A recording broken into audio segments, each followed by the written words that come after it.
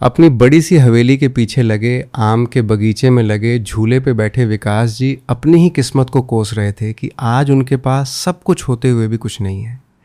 कहने को तो उनका एक बेटा है जो शहर के सबसे बड़े मल्टीनेशनल कंपनी में लाखों रुपए कमाता है, लेकिन जब से उसने होश संभाला है अपने पिता से नफरत के अलावा कुछ नहीं किया। लेकिन जब तक उनकी पत्नी सुषमा जी थी तब तक तो वे इस अकड़ में थे कि वही सही करते हैं और सारे लोग गलत हैं। उनकी पत्नी सुषमा जी जैसा उनका नाम था, काम भी वैसा ही कुछ था। वो हमेशा अपने पति को समझाती रहती थी कि वे जैसा व्यवहार अपने माता पिता के साथ कर रहे हैं वो गलत है। वो बहुत ही गुणी और संस्कारी महिला थी, इसलिए वो चाहती थी कि उसका पति भी अपने माता पिता की इज्जत किया करें, उन्हें मान सम्मान दे। लेकिन विकास तो उन दिनों अपनी जवानी और पैसों का रौब दिखाते थे। उन्हें अपने माता पिता के सुख दुख से कोई लेना देना ही नहीं था।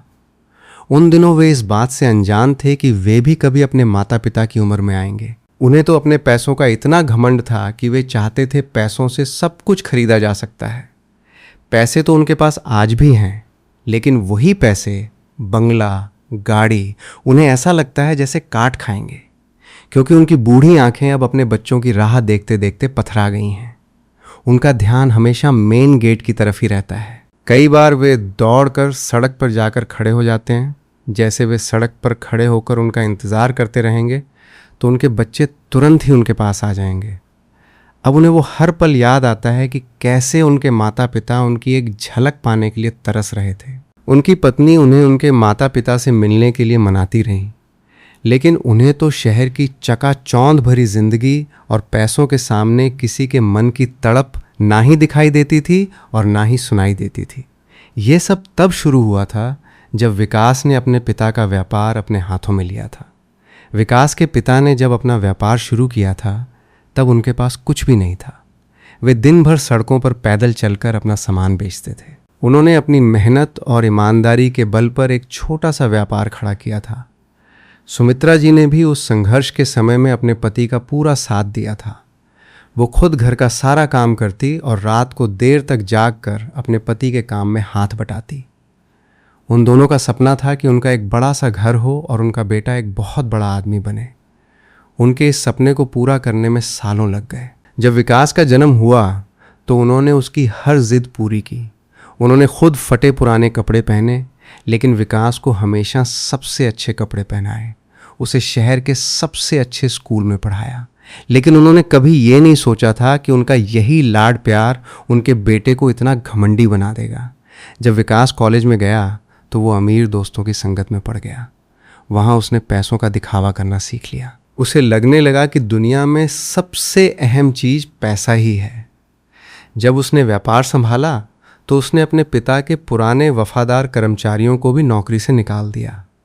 उसका मानना था कि व्यापार में भावनाओं की कोई जगह नहीं होती।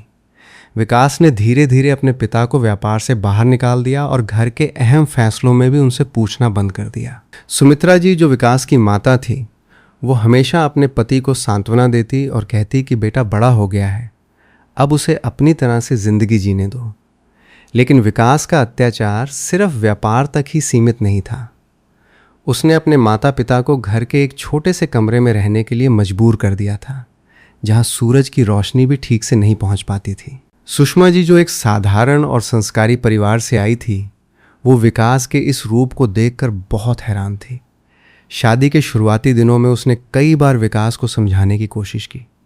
उसने कहा कि जिन माता पिता ने उसे इतना काबिल बनाया है, उनके साथ ऐसा व्यवहार करना पाप है। लेकिन विकास उसकी एक बात नहीं सुनता। वो सुषमा पर भी चिल्लाता और कहता कि तुम चुप रहो, तुम्हें मेरे काम में दखल देने का कोई हक नहीं है। सुषमा अपने सास ससुर की हालत देखकर बहुत दुखी होती, लेकिन वो लाचार थी। उसने फैसला किया कि वो अपने बेटे रोहन को कभी अपने पिता जैसा नहीं बनने देगी। वो रोहन को बचपन से ही संस्कारों की शिक्षा देने लगी। वो उसे रामायण और महाभारत की कहानियाँ सुनाती, जिसमें माता पिता की सेवा और सम्मान का महत्व बताया गया था। वो अपने सास ससुर के लिए अच्छा भोजन बनाती और छुप कर उन्हें देने जाती। लेकिन अगर विकास को इस बात की भनक लग जाती तो वो पूरे घर में हंगामा खड़ा कर देता। वो कहता कि इस घर में मेरे पैसों से अनाज आता है और मैं जो चाहूँगा वही होगा। विकास की ये सब बातें सुनकर उसके पिता का दिल पूरी तरह टूट जाता, लेकिन वे अपने बेटे की खुशी के लिए सब कुछ सह लेते। समय बीतता गया और विकास के घर में रोहन धीरे धीरे बड़ा होने लगा। रोहन के जन्म से पूरे घर में खुशी की लहर दौड़ गई थी। सुमित्रा जी और उनके पति अपने पोते को खिलाने के लिए बहुत बेताब रहते थे, लेकिन विकास ने उन्हें बच्चे के करीब जाने पर भी रोक लगा दी थी।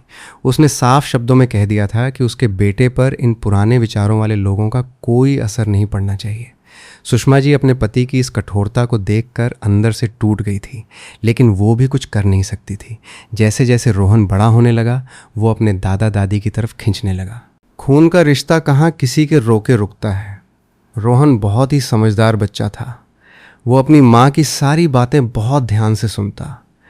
जब वो थोड़ा बड़ा हुआ तो उसने देखा कि घर में दो अलग अलग दुनिया बसती हैं। एक तरफ उसके पिता का घमंड और दूसरी तरफ उसके दादा दादी की बेबसी।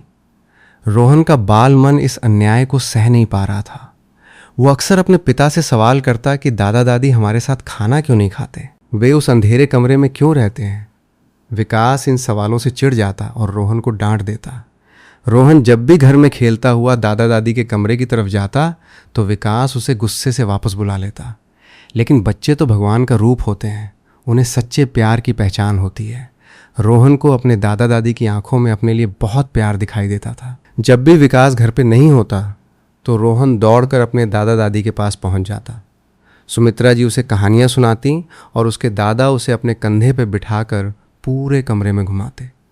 यही तो उनके जीवन का एक मात्र सहारा था। रोहन भी अपने दादा दादी के साथ बहुत खुश रहता। वो उनसे अच्छे संस्कार सीख रहा था। वो देखता था कि कैसे उसके पिता उसके दादा दादी के साथ खराब व्यवहार करते हैं, और ये बात बाल मन पे बहुत ही गहरी छाप छोड़ रही थी। एक बार दिवाली के त्यौहार पे घर में बहुत बड़ी पूजा रखी गई थी। सभी रिश्तेदार और पड़ोसी आए हुए थे। सुषमा जी ने अपने सास ससुर के लिए भी नए कपड़े निकाले थे, लेकिन विकास ने उन्हें वो कपड़े पहनने से रोक दिया। उसने कहा कि वे पुराने कपड़े पहनकर ही अपने कमरे में रहेंगे। जब रोहन ने ये देखा तो वो बहुत रोया। उसने भी नए कपड़े पहनने से मना कर दिया और जाकर अपने दादा दादी के कमरे में बैठ गया। उसने कहा कि अगर दादा दादी पूजा में नहीं आएंगे तो वो भी नहीं आएगा। मेहमानों के सामने बात बिगड़ती देखकर विकास को मजबूरन अपने माता पिता को बाहर बुलाना पड़ा, लेकिन उसने मन ही मन रोहन के इस रवैये पर बहुत गुस्सा किया। एक और दिन की बात है, जब रोहन 5 साल का हुआ तो उसके जन्मदिन पर विकास ने एक बहुत बड़ी पार्टी का आयोजन किया था।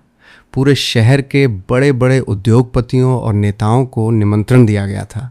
घर में चारों तरफ रोशनी और सजावट थी, लेकिन इस खुशी के मौके पर भी विकास ने अपने माता पिता को उनके कमरे से बाहर आने की मनाही कर दी थी। उसने कहा था कि अगर ये लोग मेहमानों के सामने आएंगे तो मेरी इज्जत मिट्टी में मिल जाएगी। रोहन पूरी पार्टी में अपने दादा दादी को खोजता रहा, लेकिन जब उसे पता चला कि उसके पिता ने उन्हें कमरे में बंद कर दिया है तो उसने केक काटने से साफ मना कर दिया।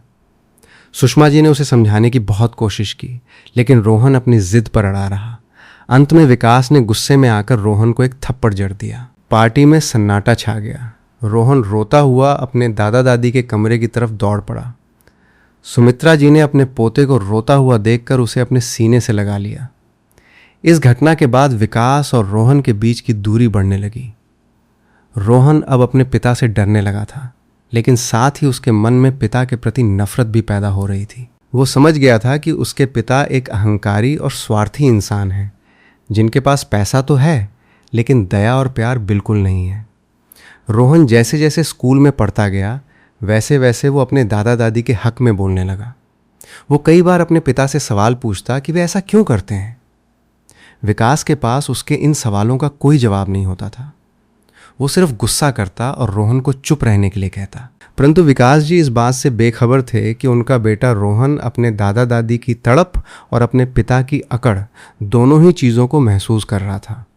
रोहन जब धीरे धीरे बड़ा होने लगा तो वो अपने पिता के खिलाफ अपने दादा दादी के पक्ष में आवाज़ उठाने लगा। रोहन का अपने प्रति रूखा व्यवहार देखकर विकास जी ने उसे हॉस्टल भेजने का फैसला किया।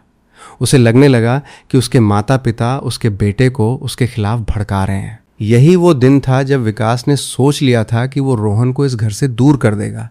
वो नहीं चाहता था कि रोहन उसके हाथों से निकल जाए, इसलिए उसने रोहन को हॉस्टल भेजने की योजना बनाई। सुषमा जी ने इसका बहुत विरोध किया। उन्होंने रोते हुए कहा कि रोहन अभी बहुत छोटा है, वो हॉस्टल में कैसे रहेगा। लेकिन विकास ने उनकी एक नहीं सुनी। उसने कहा कि रोहन के अच्छे भविष्य के लिए ये ज़रूरी है। असल में वो रोहन को उसके दादा दादी से दूर करना चाहता था, लेकिन रोहन की जान तो उसके दादा दादी में बसती थी। वो उन्हें छोड़कर कभी भी हॉस्टल नहीं जाना चाहता था। उसे लगता था कि अगर वो चला जाएगा तो उसके दादा दादी का ध्यान कौन रखेगा। लेकिन उसके पिता ने उसे ज़बरदस्ती हॉस्टल भेजने की तैयारी कर ली और उससे ये कहा गया कि उसके उज्जवल भविष्य के लिए उसे हॉस्टल जाना ही होगा। बेचारा छोटी सी उम्र में ज़्यादा कुछ भी नहीं कर सकता था, इसलिए उसे मजबूरन अपने दादा दादी को छोड़कर हॉस्टल जाना पड़ा। जिस दिन रोहन हॉस्टल जा रहा था उस दिन पूरे घर में मातम जैसा माहौल था। सुमित्रा जी और उनके पति बहुत रो रहे थे। उन्हें लग रहा था कि जैसे उनके शरीर से किसी ने प्राण निकाल लिए हो। रोहन भी अपने दादा दादी के गले लगकर बहुत रोया। उसने वादा किया कि वो जल्दी ही वापस आएगा और उन्हें अपने साथ ले जाएगा। विकास ये सब देखकर बहुत ही गुस्से में था। उसने जल्दी से रोहन को गाड़ी में बिठा दिया और ड्राइवर को गाड़ी चलाने का आदेश दिया। रोहन के हॉस्टल जाते ही उसके दादा दादी उसकी याद में दिन रात आंसू बहाते, क्योंकि उनके बुढ़ापे का सहारा तो रोहन ही था, जिसे उनसे दूर कर दिया गया था। अब उनका समय काटना बहुत ही मुश्किल हो गया था। वे पूरा दिन सिर्फ रोहन की ही बातें करते और उसके आने का इंतज़ार करते, जबकि दूसरी तरफ विकास को लग रहा था कि उसने अपने बेटे को हॉस्टल भेजकर एक बहुत ही बड़ा और अच्छा काम किया है। अब उसके घर में शांति रहेगी और कोई उसे टोकने वाला नहीं होगा। लेकिन वो ये नहीं जानता था कि शांति घर में नहीं बल्कि मन में होनी चाहिए, जो पैसे और घमंड से कभी नहीं मिलती। रोहन के हॉस्टल जाने के बाद हवेली की वो कोठरी और भी ज़्यादा खामोश और उदास हो गई थी, जहाँ सुमित्रा जी और उनके पति रहा करते थे और वे दोनों दिन रात बस रोहन की ही बातें करते रहते थे। सुमित्रा जी को तो कई बार ऐसा भ्रम होता था कि जैसे रोहन अभी दौड़ कर आएगा और उन्हें गले लगा लेगा। उनके पति की हालत तो और भी ज़्यादा खराब थी, क्योंकि वे पहले से ही कमज़ोर थे और पोते के दूर जाने के गम ने उन्हें अंदर ही अंदर पूरी तरह से तोड़कर रख दिया था। विकास इस बात से बहुत खुश था कि उसने अपने बेटे को अपने माता पिता की तथाकथित काली छाया से बचा लिया है। उसे लगता था कि अब रोहन हॉस्टल के माहौल में ढल जाएगा और अपने दादा दादी को भूल जाएगा। लेकिन रोहन हॉस्टल में बिल्कुल भी खुश नहीं था। वो वहाँ किसी से ज़्यादा बात नहीं करता था और गुमसुम बैठा रहता था। उसे वहाँ का खाना भी अच्छा नहीं लगता था, क्योंकि उसे अपनी दादी के हाथों के बने खाने की आदत थी। कई बार वो रात को छुप कर रोता था, क्योंकि उसे अपने दादा दादी की बहुत याद आती थी। दूसरी तरफ सुमित्रा जी और उनके पति से रोहन की जुदाई बर्दाश्त नहीं हो रही थी। एक दिन उन्होंने फैसला किया कि वे विकास को बिना बताए रोहन से मिलने उसके हॉस्टल जाएंगे। उन्होंने अपनी जीवन भर की जमा पूंजी से कुछ पैसे निकाले और सुबह सुबह घर से निकल पड़े। वे दोनों बस और ट्रेन का सफ़र तय करके बहुत मुश्किल से रोहन के हॉस्टल पहुंचे, लेकिन उनके घर से निकलने की भनक विकास को लग गई थी। विकास ने तुरंत हॉस्टल के गार्ड को फ़ोन किया और उसे बहुत सारे पैसे देकर यह हिदायत दी कि किसी भी कीमत पर उन दोनों बूढ़े लोगों को रोहन से मिलने नहीं देना चाहिए। जब सुमित्रा जी और उनके पति हॉस्टल के गेट पे पहुंचे तो उनकी आंखों में अपने पोते को देखने की चमक थी, लेकिन जैसे ही वे अंदर जाने लगे गार्ड ने उन्हें रोक दिया। गार्ड ने बहुत ही बदतमीजी से बात करते हुए कहा कि उन्हें अंदर जाने की अनुमति नहीं है। सुमित्रा जी ने हाथ जोड़कर विनती की कि उन्हें सिर्फ एक बार अपने पोते की सूरत देखने दी जाए, लेकिन लालची गार्ड ने विकास के पैसों के खातिर अपना ईमान बेच दिया था। उसने उन्हें धक्का देते हुए वहाँ से चले जाने को कहा। जब रोहन के दादाजी ने इसका विरोध किया और कहा कि वे अपने पोते से मिले बिना नहीं जाएंगे, तो गार्ड ने उन्हें पुलिस बुलाकर गिरफ्तार करवाने की धमकी दे डाली। वहाँ हॉस्टल के गेट पर काफ़ी शोर शराबा होने लगा और धक्का मुक्की की नौबत आ गई। सड़क से गुजर रहे कुछ लोगों ने ये तमाशा देखा और उनमें से एक व्यक्ति ने इस पूरी घटना का वीडियो अपने मोबाइल में रिकॉर्ड कर लिया और उसे सोशल मीडिया पर अपलोड कर दिया। वीडियो में साफ दिख रहा था कि कैसे एक बूढ़े दंपत्ति को उनके पोते से मिलने के लिए तड़पाया जा रहा है और गार्ड उनके साथ बदसलूकी कर रहा है। वो वीडियो कुछ ही देर में बहुत तेजी से वायरल होने लगा। इधर निराश और अपमानित होकर सुमित्रा जी और उनके पति वापस घर लौटने के लिए बस स्टैंड की तरफ जाने लगे। उनके दिल पर इतना गहरा आघात लगा था कि रोहन के दादाजी की तबीयत रास्ते में ही बहुत ज़्यादा बिगड़ गई। उन्हें सांस लेने में तकलीफ होने लगी और अचानक उनके सीने में बहुत तेज दर्द उठा। वे वहीं सड़क के किनारे गिर पड़े। सुमित्रा जी मदद के लिए लोगों के सामने गिड़गिड़ाती रहीं, लेकिन जब तक कोई मदद के लिए आता, रोहन के दादाजी ने वहीं सड़क पर तड़पते हुए दम तोड़ दिया। जिस व्यक्ति ने पहले वाला वीडियो बनाया था वो भी उनके पीछे पीछे आ रहा था और उसने इस दर्दनाक घटना का भी वीडियो बनाकर सोशल मीडिया पर डाल दिया, जिसमें एक बूढ़ा आदमी हॉस्टल से निराश लौटने के बाद रास्ते में ही हार्ट अटैक से अपनी जान गंवा बैठता है और उसकी पत्नी उसके शव के पास बैठकर विलाप कर रही है। ये दूसरा वीडियो तो पहले वाले से भी ज़्यादा वायरल हो गया और लोगों का गुस्सा भड़क उठा। ये वीडियो हॉस्टल के बच्चों तक भी पहुंच गया और किसी तरह रोहन ने भी वो वीडियो देख लिया। जैसे ही रोहन ने अपने दादाजी को सड़क पर तड़प कर मरते हुए और अपनी दादी को खून के आंसू रोते हुए देखा, उसके दिमाग की नसें फटने लगीं और वो वहीं ज़मीन पर बेहोश होकर गिर पड़ा। उसके दोस्तों ने तुरंत उसके मुंह पर पानी के छींटे मारे और उसे होश में लेकर आए। होश में आते ही रोहन पागलों की तरह रोने लगा और उसने अपने दोस्तों से कहा कि उसे तुरंत उसके घर ले चलें। रोहन के कुछ दोस्त उसे लेकर उसकी हवेली पहुंचे, लेकिन घर पहुंचते ही रोहन ने जो दृश्य देखा उसने उसके पैरों तले ज़मीन खिसका दी। उसने देखा कि उसके पिता विकास बहुत ही भयानक गुस्से में उसकी दादी सुमित्रा जी को बुरी तरह से डांट रहे थे और उन्हें धक्के मार रहे थे। सुमित्रा जी अपने पति का शव लेकर घर आई थीं, लेकिन विकास को अपने पिता की मौत का कोई दुख नहीं था, बल्कि उसे इस बात का गुस्सा था कि वे लोग उसके बेटे से मिलने क्यों गए थे। विकास चिल्लाते हुए कह रहा था कि तुम दोनों बुढ़े बुढ़िया को शर्म नहीं आई? मेरे बेटे के हॉस्टल जाते हुए वहाँ क्या काम था तुम दोनों को मेरे बेटे से? क्या तुम लोग शांति से घर में नहीं रह सकते थे? तुम्हारी पनौती और काली छाया उस पर ना पड़े, इसीलिए तो मैंने उसे तुम दोनों से दूर भेजा था, लेकिन तुम बेशर्म और मनहूस जाहिल गंवार लोगों ने मेरी नाक कटवा दी। मेरा बेटा इतनी अच्छी जगह में इतने महंगे स्कूल और हॉस्टल में पढ़ाई कर रहा है और तुम दोनों बेवकूफ़ों की तरह उससे मिलने चले गए, वो भी मुझे बिना बताए। आज इस बुढ़े के मौत की जिम्मेदार भी तू ही है, समझी? दोनों एक साथ ही भगवान के पास क्यों नहीं चले गए? अब बोझ बनकर मेरे सिर पर चढ़कर तांडव करोगी? अब और कितना जीने का शौक है तुझे? अब सुकूनी कहीं की बुढ़िया, तुझे तो माँ कहने में भी मुझे शर्म आती है। निकल जा अभी के अभी मेरे घर से।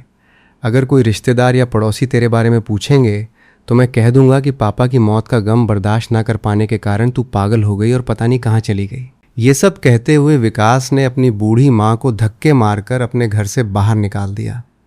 सुमित्रा जी अपने बेटे के सामने हाथ जोड़कर रोती रह गईं और गिड़गिड़ाती रहीं कि कम से कम उनके पति के अंतिम संस्कार होने तक तो उन्हें अपने ही घर में रहने दें, उसके बाद वो खुद ही हमेशा के लिए ये घर छोड़कर चली जाएंगी। लेकिन विकास तो अपने घमंड और अहंकार के नशे में इतना चूर था कि उसे उस समय सही या गलत कुछ भी समझ में नहीं आ रहा था।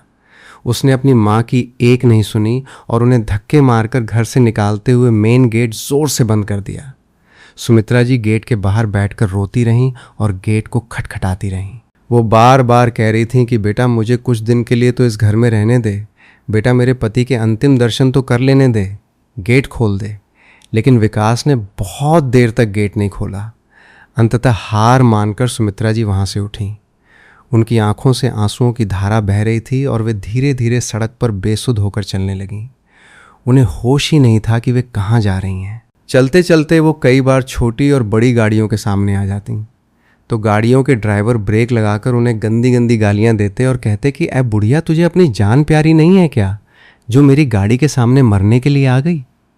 अरे तुझे मरना ही है तो किसी नदी नाले में जाके डूब मर, मुझे क्यों फंसाना चाहती है? लेकिन उन लोगों की गालियों का भी सुमित्रा जी पर कोई असर नहीं हो रहा था, क्योंकि उस समय वो सचमुच अपना मानसिक संतुलन खो बैठी थीं। अब उन्हें ना तो जीने का कोई लालच था और ना ही मरने का कोई भय।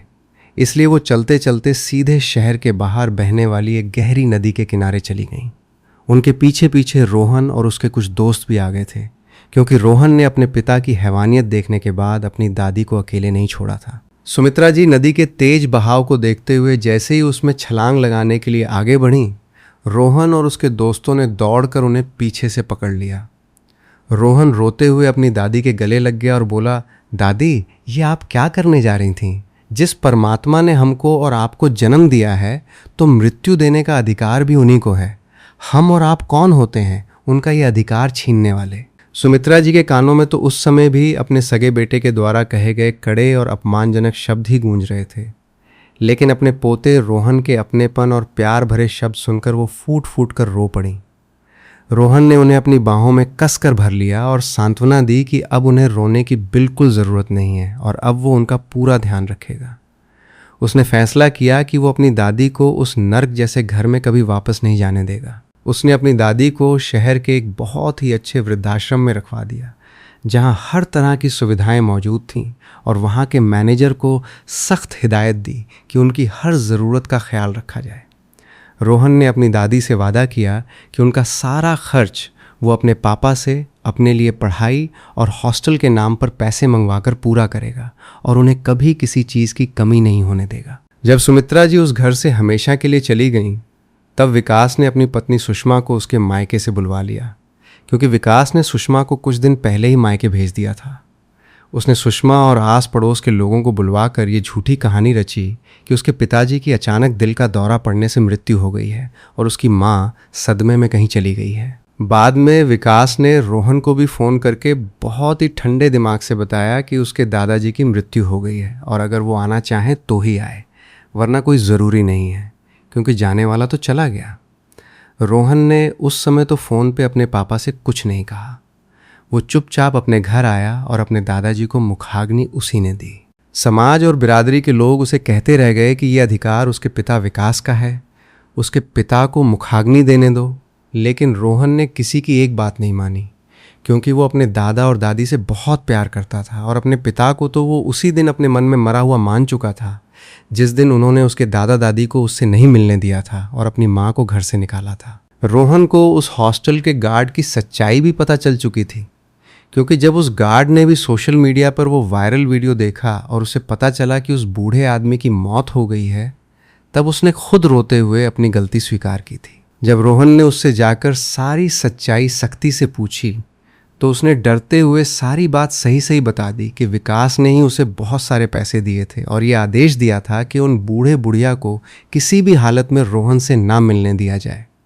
गार्ड की बात सुनकर रोहन का खून खौल उठा था, लेकिन ये बात रोहन ने उस समय सबके सामने या अपने पिता से नहीं कही, क्योंकि वो कोई तमाशा नहीं करना चाहता था। उसने जो कुछ भी किया सिर्फ और सिर्फ अपने दादाजी की आत्मा की शांति के लिए किया, क्योंकि सुमित्रा जी ने वृद्धाश्रम जाते समय रोहन से ये सब करने के लिए कहा था।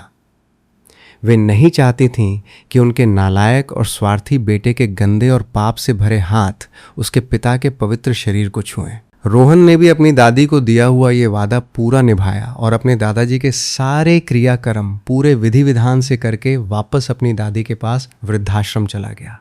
दादी ने उसे देखते ही अपने सीने से लगा लिया और वो दोनों फूट फूट कर बहुत देर तक रोते रहे। फिर रोहन ने उन्हें समझाया कि जो हो गया उसे अब किसी भी तरह बदला तो नहीं जा सकता, परंतु आगे का जीवन हम अच्छी तरह से और सम्मान के साथ जी सकते हैं।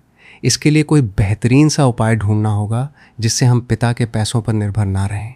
तभी रोहन को अचानक याद आया कि उसकी दादी सुमित्रा जी को जवानी के दिनों में वकालत की पढ़ाई करने का बहुत शौक था, लेकिन उनकी शादी बहुत ही कम उम्र में हो जाने के कारण और पारिवारिक जिम्मेदारियों के चलते उनकी वो पढ़ाई अधूरी रह गई थी।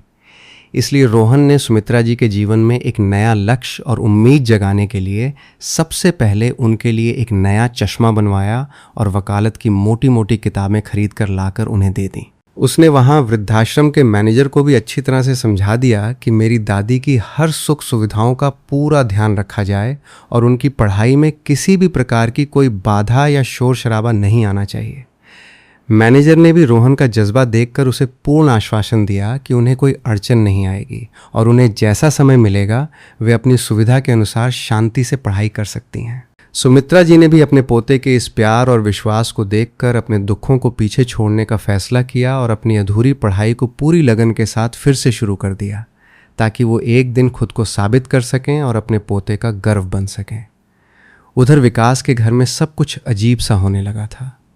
रोहन की माँ सुषमा जी रोहन के बदले हुए रवैये और घर में हुए इस भयानक क्लेश से बहुत परेशान रहने लगी थीं। वे हमेशा अपने बेटे के बारे में ही सोचती रहती थीं कि उसका भविष्य क्या होगा और उसके मन में अपने पिता के लिए जो नफरत भर गई है उसका क्या परिणाम होगा।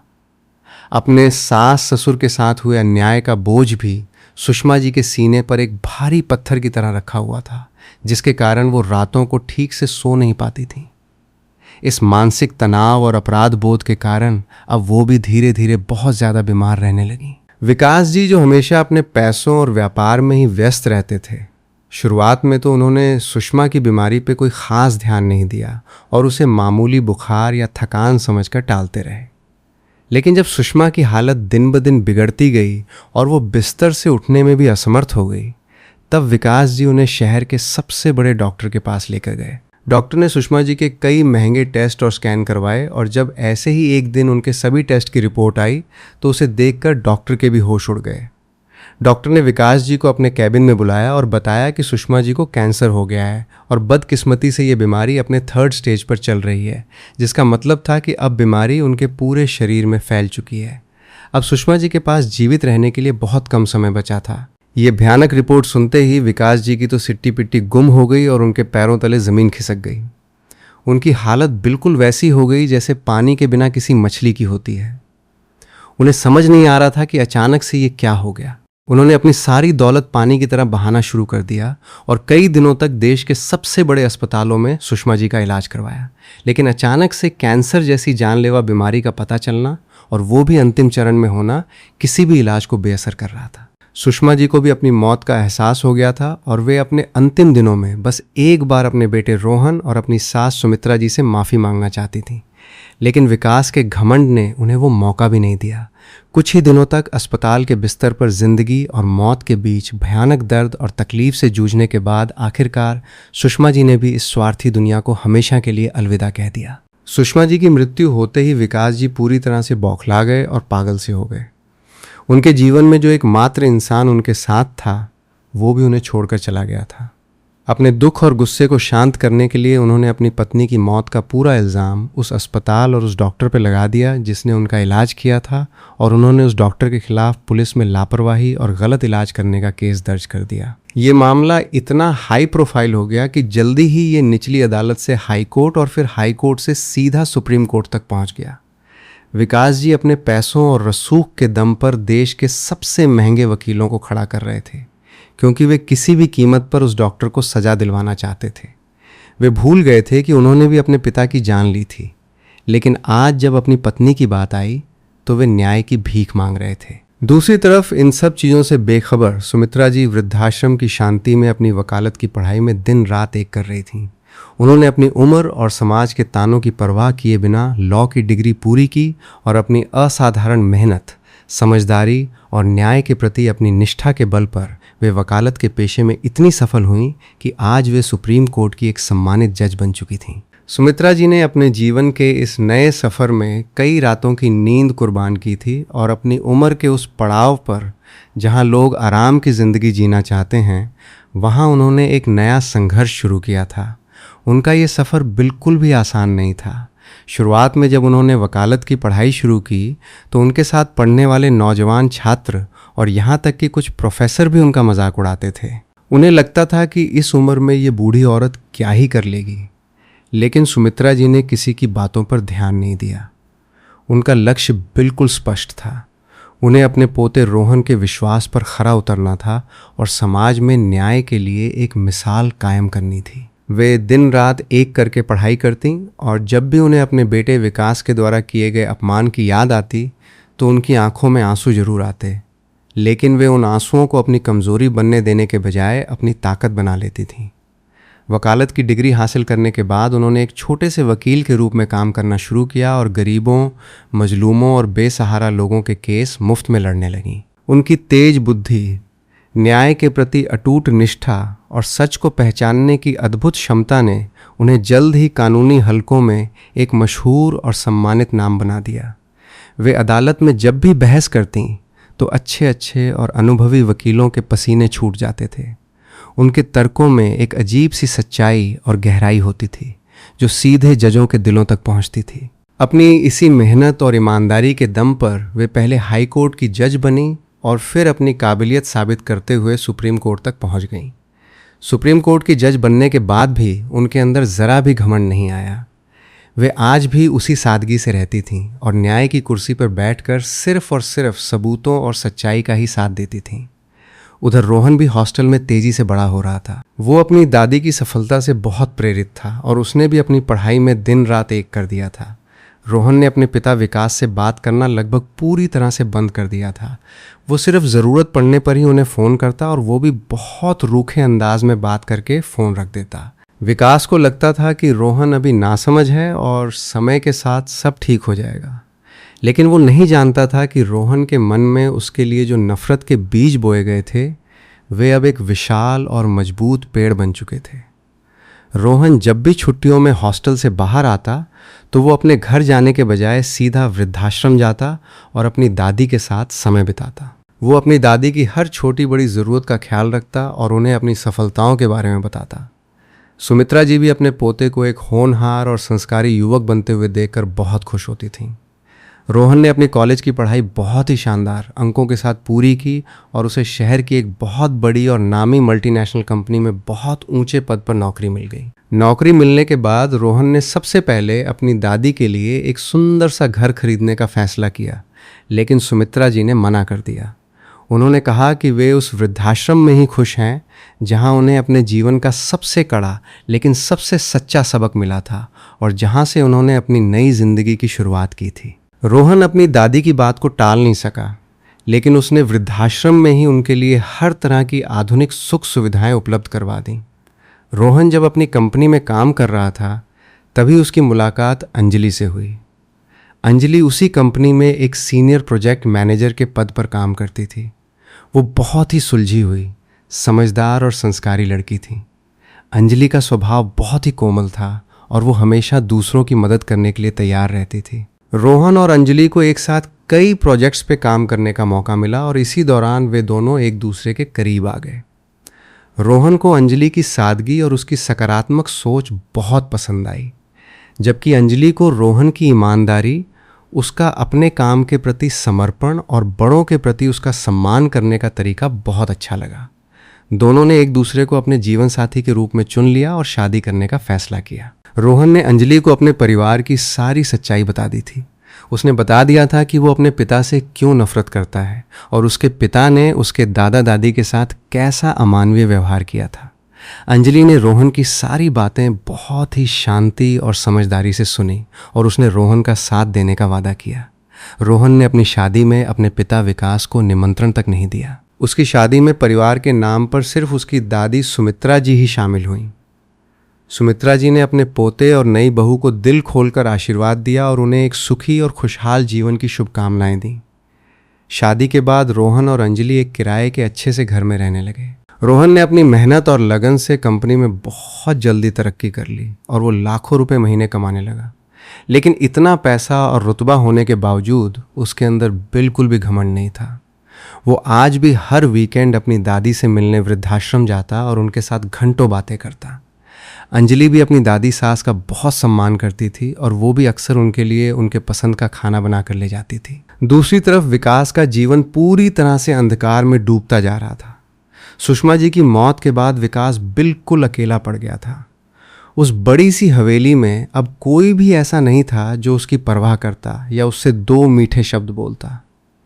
विकास ने अपनी पत्नी की मौत का सारा गुस्सा और अपनी सारी हताशा उस डॉक्टर के खिलाफ चल रहे केस पर केंद्रित कर दी थी। उसने अपनी कंपनी और अपने व्यापार पर ध्यान देना बिल्कुल बंद कर दिया था, जिसका नतीजा ये हुआ कि उसके व्यापार में लगातार भारी नुकसान होने लगा। उसके कई पुराने और वफादार कर्मचारी उसका घमंडी और चिड़चिड़ा व्यवहार बर्दाश्त ना कर पाने के कारण नौकरी छोड़कर चले गए।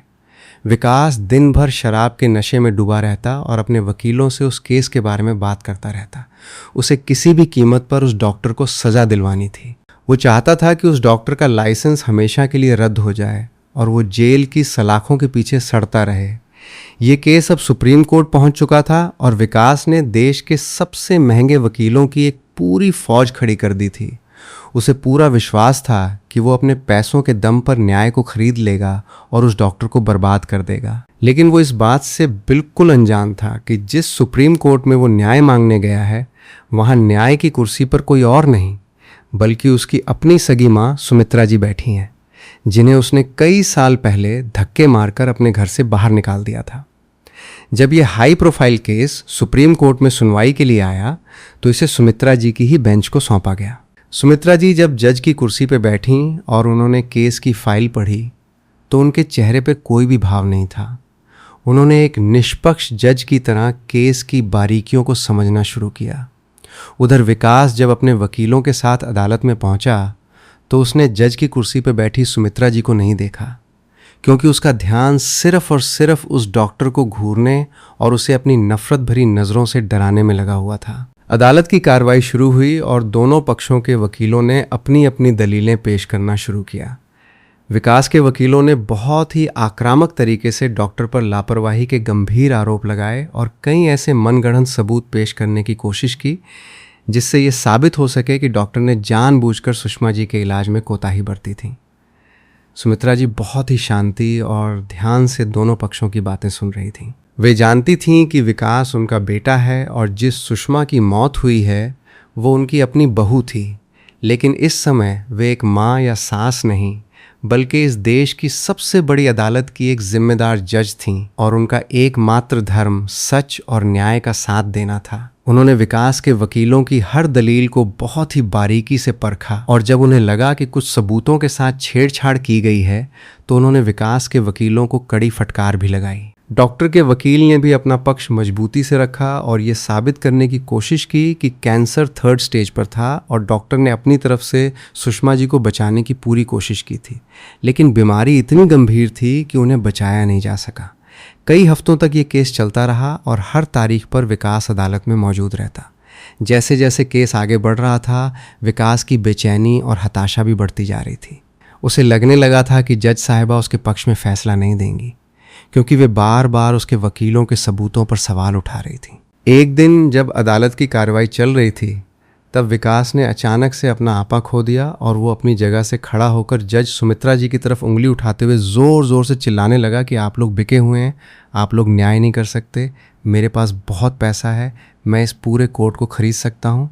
विकास की इस हरकत से पूरे कोर्ट रूम में सन्नाटा छा गया। सुमित्रा जी ने अपनी डेस्क पर रखे हथौड़े को जोर से मारा और सख्त आवाज में विकास को अदालत की अवमानना करने के लिए चेतावनी दी। सुमित्रा जी की वो कड़क और जानी पहचानी आवाज़ सुनकर विकास एकदम से सन्न रह गया। उसने पहली बार जज साहिबा के चेहरे को ध्यान से देखा और जैसे ही उसकी नज़रें सुमित्रा जी की नज़रों से मिलीं, उसके पैरों तले ज़मीन खिसक गई। उसे अपनी आंखों पर विश्वास नहीं हो रहा था कि जिस माँ को उसने एक मनहूस और जाहिल बुढ़िया कहकर धक्के मारकर घर से निकाल दिया था, आज वही माँ इस देश की सबसे बड़ी अदालत की जज बनकर न्याय की कुर्सी पर बैठी है। विकास का घमंड, उसका अहंकार और उसका सारा रुतबा उस एक पल में चकनाचूर हो गया। वो पसीने से तरबतर हो गया और उसके मुंह से एक शब्द भी नहीं निकल पा रहा था। सुमित्रा जी ने विकास की तरफ बहुत ही शांत लेकिन कठोर नज़रों से देखा और उसे अपनी जगह पर बैठने का आदेश दिया। विकास चुपचाप अपनी जगह पर बैठ गया, लेकिन उसका दिमाग सुन्न हो चुका था। उसे समझ नहीं आ रहा था कि वो क्या करे। उसे अब ये पूरा यकीन हो गया था कि उसने जिस बेरहमी से अपनी माँ को अपमानित करके घर से निकाला था, अब उसकी माँ उसी अपमान का बदला लेगी और जानबूझकर फैसला उसके खिलाफ सुनाएगी, क्योंकि इंसान हमेशा दूसरों को भी अपनी ही घटिया सोच के तराजू में तौलता है।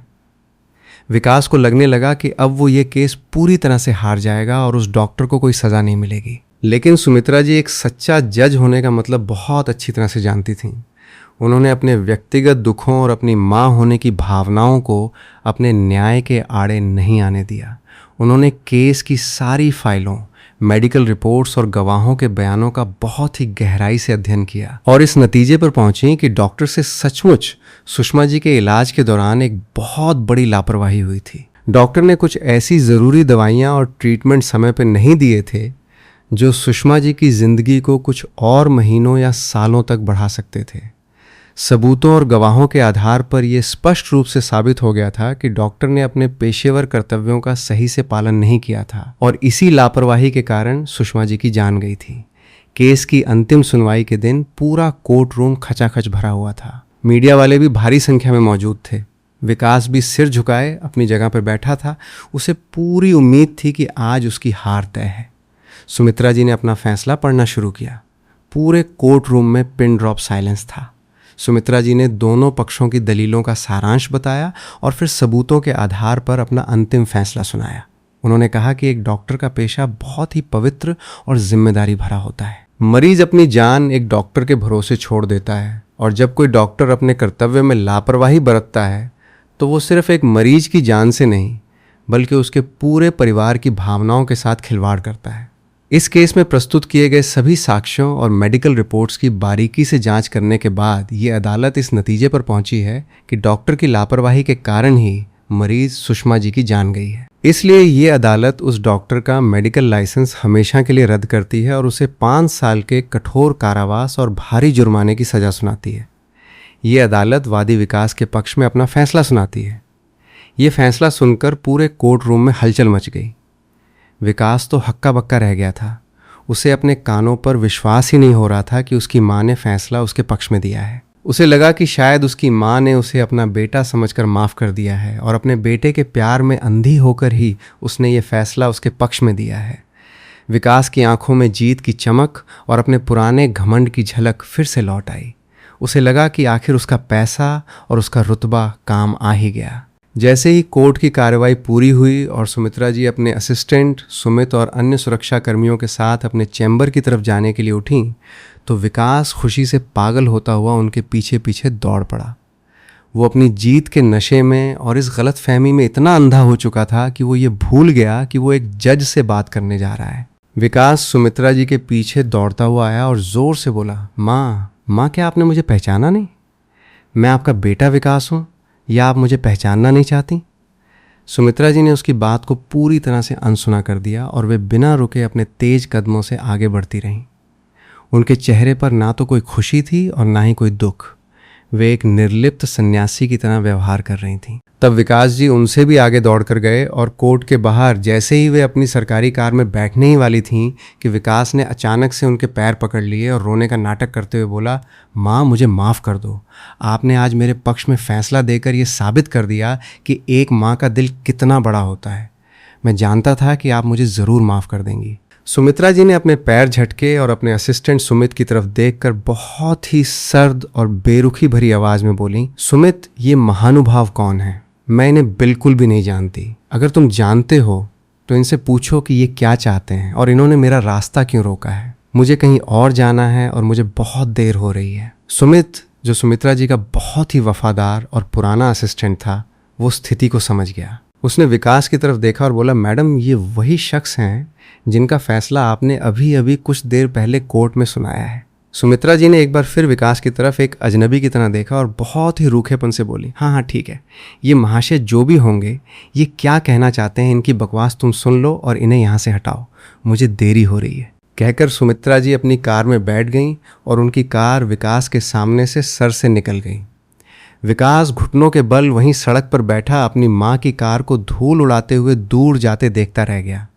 उसे ऐसा लगा जैसे किसी ने उसके चेहरे पर बहुत ज़ोर का तमाचा मार दिया हो। उसकी वो गलत फहमी कि उसकी माँ ने उसे माफ़ कर दिया है, एक ही झटके में टूटकर बिखर गई। उसे समझ में आ गया कि सुमित्रा जी ने जो भी फैसला दिया वो किसी बेटे के प्यार में नहीं बल्कि एक निष्पक्ष जज के रूप में सबूतों और सच्चाई के आधार पर दिया था, और एक माँ के रूप में वे उसे उसी दिन अपने दिल से हमेशा के लिए निकाल चुकी थी, जिस दिन उसने उन्हें धक्के मारकर घर से निकाला था। विकास को आज पहली बार सचमुच में ये एहसास हुआ कि उसने अपनी ज़िंदगी में क्या खोया है। उसने अपनी उस माँ को खो दिया था जिसका प्यार इस दुनिया की किसी भी दौलत से नहीं खरीदा जा सकता था। आज उसके पास सब कुछ था, बहुत सारा पैसा, बड़ी सी हवेली, नौकर चाकर, लेकिन उसके पास अपना कहने के लिए कोई नहीं था। उसकी पत्नी उसे छोड़कर जा चुकी थी, उसका बेटा उससे नफरत करता था और आज उसकी माँ ने भी उसे पहचानने से इनकार कर दिया था। विकास जी अब पूरी तरह से टूट चुके थे।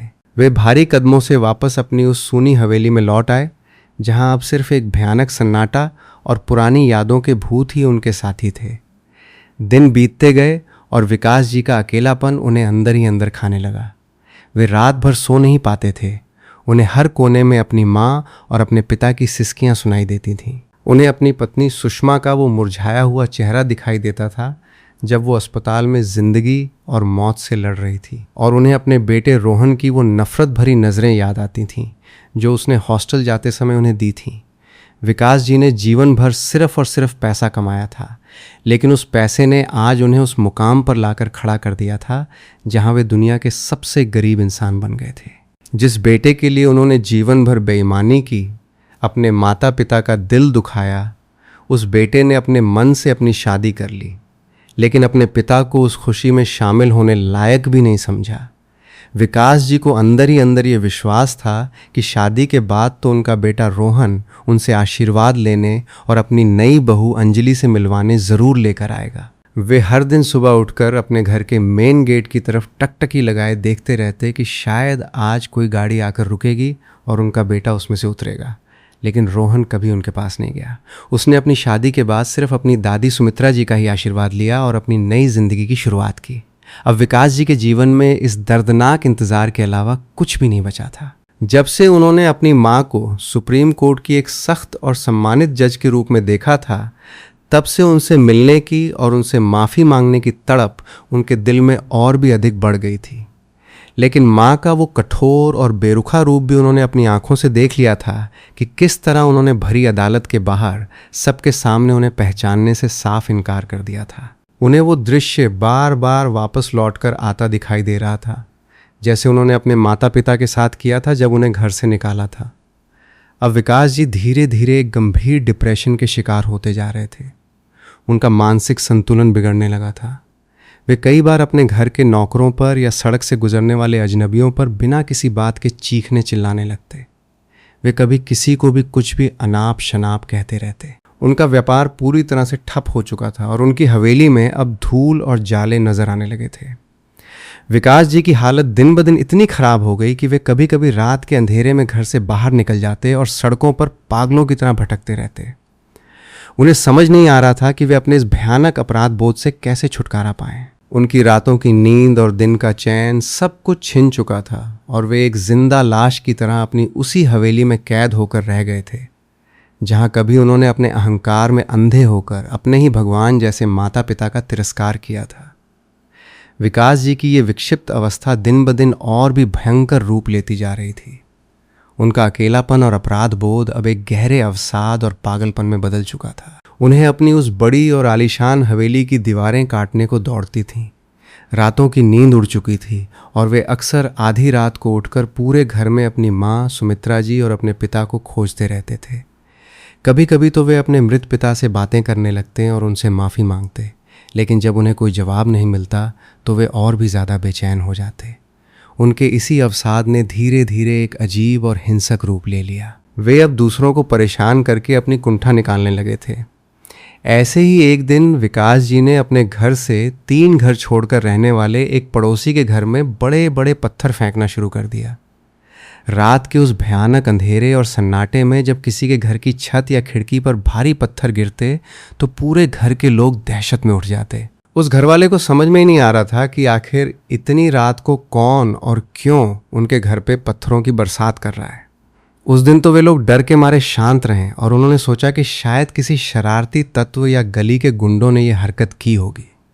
लेकिन अब तो विकास जी को यह सब करने में एक अजीब सी शांति मिलने लगी थी। उन्हें अपनी उदासी और बेचैनी को दूर करने का यही एक पागलपन भरा रास्ता नजर आ रहा था। इसलिए वे हर दूसरी या तीसरी रात को कभी उस पड़ोसी के घर पर तो कभी किसी और पड़ोसी के घर पर पत्थर फेंकने लगे। उनकी इस रोज़ रोज़ की खतरनाक शरारत से पूरा मोहल्ला तंग आ चुका था। लोगों के घरों की खिड़कियों के कांच टूट रहे थे और बच्चों में दहशत फैल गई थी। मोहल्ले के सभी लोगों ने मिलकर एक मीटिंग की और ये तय किया कि चाहे जो हो जाए वे इस पत्थर फेंकने वाले को रंगे हाथों पकड़कर ही रहेंगे। उन्होंने रात के समय मोहल्ले में पहरा देने का एक गुप्त प्लान बनाया। अलग अलग छतों और कोनों में लोग छुप कर बैठ गए और एक रात ऐसा आया कि उनकी ये योजना सफल हो गई। जब विकास जी अपने चेहरे पर एक कपड़ा लपेटकर और हाथों में बड़े बड़े पत्थर लेकर एक पड़ोसी के घर की तरफ निशाना साध रहे थे, तभी चारों तरफ से टॉर्च की रोशनी उनके चेहरे पर पड़ी। मोहल्ले वालों ने उन्हें रंगे हाथों पकड़ लिया और जब उनके चेहरे से कपड़ा हटाया गया तो सभी लोग हक्के बक्के रह गए, क्योंकि वो कोई और नहीं बल्कि उनके मोहल्ले का सबसे अमीर और कभी सबसे रसूखदार माना जाने वाला इंसान विकास था। लोगों का गुस्सा 7वें आसमान पे था। उन्होंने विकास को वहीं पकड़कर खूब खरी खोटी सुनाई और प्रूफ के तौर पे उनका वीडियो भी बना लिया ताकि वे बाद में मुकर ना सकें।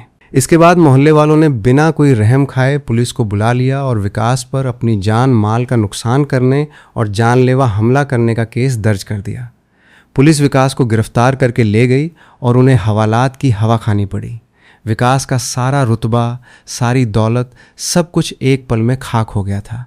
जब ये केस अदालत में गया तो विकास को फिर से वही पुरानी उम्मीद बंध गई। उसे लगा कि जिस प्रकार पिछली बार मेरी जज माँ ने मेडिकल लापरवाही वाले केस में मेरे पक्ष में फैसला दिया था, इस बार भी वो ज़रूर मेरे ही पक्ष में फैसला सुनाएंगी, क्योंकि आखिर मैं उनका अपना खून हूँ, उनका सगा बेटा हूँ। विकास को अब भी अपनी जज माँ का बेटा होने का बड़ा घमंड था।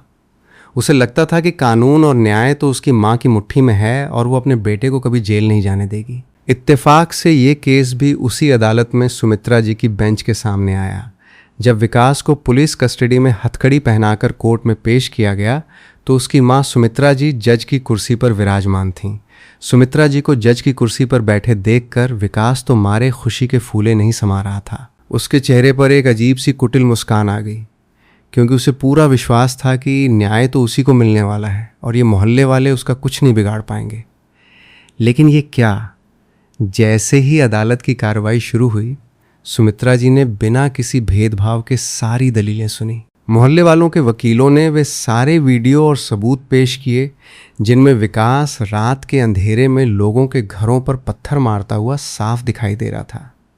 गवाहों ने भी अदालत में आकर अपने बयान दर्ज कराए और बताया कि किस तरह विकास की हरकतों से उनकी जान को खतरा पैदा हो गया था। सुमित्रा जी ने सारे सबूतों और गवाहों के बयानों को बहुत ही गहराई से परखा और उसके आधार पर जब उन्होंने अपना फैसला सुनाना शुरू किया तो विकास की सारी उम्मीदों पर पानी फिर गया। सुमित्रा जी ने बहुत ही सख्त लहजे में कहा कि एक सभ्य समाज में इस तरह की हिंसक और डराने वाली हरकतों के लिए कोई जगह नहीं है। चाहे कोई व्यक्ति कितना भी अमीर या रसूखदार क्यों न हो, कानून की नज़र में सब बराबर हैं। उन्होंने फैसला विकास के पड़ोसियों के पक्ष में सुनाया और विकास को सार्वजनिक संपत्ति को नुकसान पहुंचाने तथा लोगों की जान खतरे में डालने के जुर्म में दोषी करार देते हुए कड़ी सज़ा का ऐलान कर दिया। ये फैसला सुनते ही विकास की तो हवाइयाँ उड़ने लगीं, उसके पैरों तले की ज़मीन खिसक गई। उसे अपने कानों पर यकीन नहीं हो रहा था कि उसकी अपनी सगी माँ ने उसे जेल भेजने का आदेश दे दिया है। उसे कोर्ट रूम में ही फिर से डिप्रेशन और पागलपन के भयानक दौरे आने लगे। उसका सारा घमंड टूटकर नफरत और गुस्से में बदल गया। उसने कोर्ट के अंदर ही अपनी माँ सुमित्रा जी को खूब भला बुरा कहना शुरू कर दिया। वो चिल्लाने लगा कि तुम कैसी माँ हो जो अपने ही बेटे को बर्बाद करने पर तुली हो? तुम न्याय नहीं कर रही, बल्कि मुझसे अपनी पुरानी दुश्मनी का बदला ले रही हो। थोड़ी ही देर में उसका क्रोध इतना अधिक बढ़ गया कि उसका मानसिक संतुलन पूरी तरह से बिगड़ गया और वो कटघरे को लांग कर अपनी माँ को जान से मार डालने के इरादे से उनके पीछे दौड़ा। विकास की इस खौफनाक हरकत से पूरे कोर्ट में अफरा तफरी मच गई। वहाँ उपस्थित पुलिस वालों ने तुरंत फुर्ती दिखाते हुए विकास जी को पकड़ लिया और उसे काबू में करने के लिए 2-4 चपत उसके गाल पर जोर से लगाई। तब जाकर वो थोड़ा शांत हुआ। सुमित्रा जी को भी अपने बेटे की इस नीच हरकत और उसके अहंकार पर बहुत गुस्सा आ रहा था। एक तो उसने उन्हें उनके बुढ़ापे के सबसे दर्दनाक समय में दर दर भटकने के लिए छोड़ दिया था, उनके पति को तिल तिल कर मरने के लिए मजबूर किया था, और आज अपने उसी काले कारनामों के बावजूद वो अपनी उसी माँ से दया और प्रेम की आशा रखता है और न्याय की कुर्सी का अपमान कर रहा है। सुमित्रा जी अपनी कुर्सी से उठकर विकास के पास आईं। उन्होंने अपने जीवन भर के उस दर्द, उस अपमान और उस घुटन को महसूस किया जो इस बेटे ने उन्हें दिया था। सुमित्रा जी ने भी अपने मन की भड़ास निकालने और उसे उसकी असली औकात दिखाने के लिए उसके दोनों गालों में 2-2 थप्पड़ पूरी ताकत से जड़ दिए। जब सुमित्रा जी ने उसे सबके सामने थप्पड़ लगाए तो विकास जैसे एकदम से सुन्न पड़ गया। वे थप्पड़ सिर्फ उसके गालों पर नहीं बल्कि उसकी आत्मा पर लगे थे। उसकी आंखों के सामने से जैसे अज्ञानता और घमंड का वो पर्दा अचानक से हट गया जो बरसों से पड़ा हुआ था। वो एकदम शांत हो गया और फूट फूट कर रोते हुए अपनी माँ के चरणों में गिर पड़ा। उसने अपना माथा अपनी माँ के पैरों में टिकाते हुए भरे गले से कहा, काश माँ, ये थप्पड़ आपने मुझे तब मारे होते जब मैंने आप दोनों का पहली बार अपमान किया था, जब मैंने पहली बार अपने पैसों का घमंड आप पर दिखाया था। अगर आपने मुझे तब रोका होता तो शायद मैं आज इतना बड़ा पापी नहीं बनता। लेकिन आप तो महान हो माँ। मुझ नालायक बेटे द्वारा आपका कई बार अपमान किया गया, लेकिन आपने मुझे कई मौके दिए सुधरने के। परंतु मैं तो उन दिनों अपने पैसों के घमंड में इतना अंधा और मस्त था कि मुझे आपका सुख दुख कुछ भी दिखाई नहीं देता था।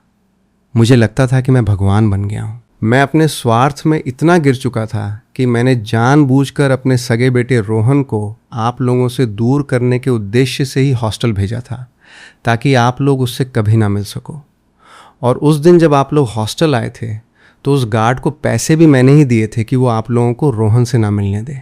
मेरी उसी नीच गलती के कारण ही पापा की जान गई।